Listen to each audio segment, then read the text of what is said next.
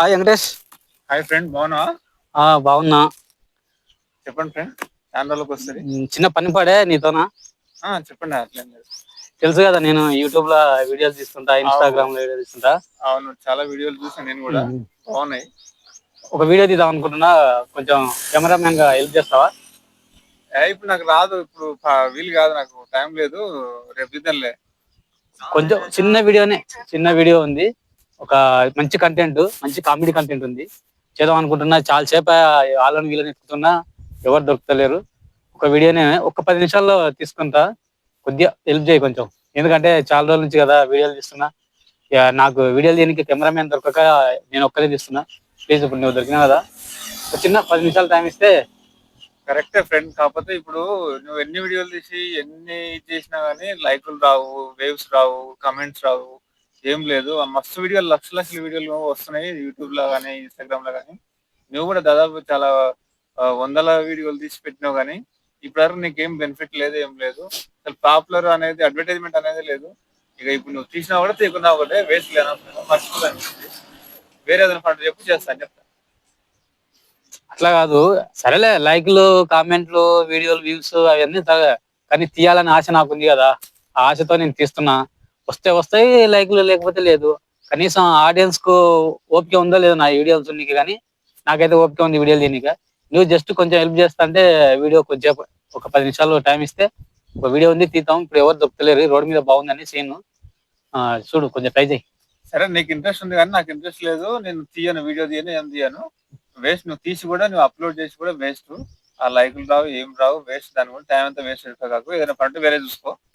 అనవసరంగా ఎందుకు దీనివల్ల టైం వేస్ట్ చేసుకుంటావు? నీలాంటి వాళ్ళు మస్తు మంది ఉన్నారు, యూట్యూబర్లు, ఇన్స్టాగ్రామ్ తీసుకోళ్ళు.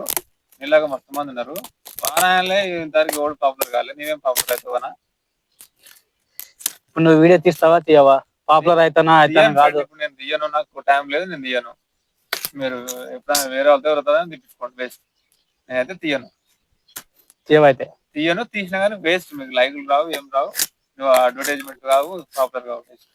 ఇక్కడ నేను పాపులర్ అవుతానో అవ్వను అని కాదు, ఒక యూట్యూబ్ కంటైనర్ గా నాకు వచ్చిన ఐడియాల ప్రకారము నేను వీడియోలు తీసుకున్నాను.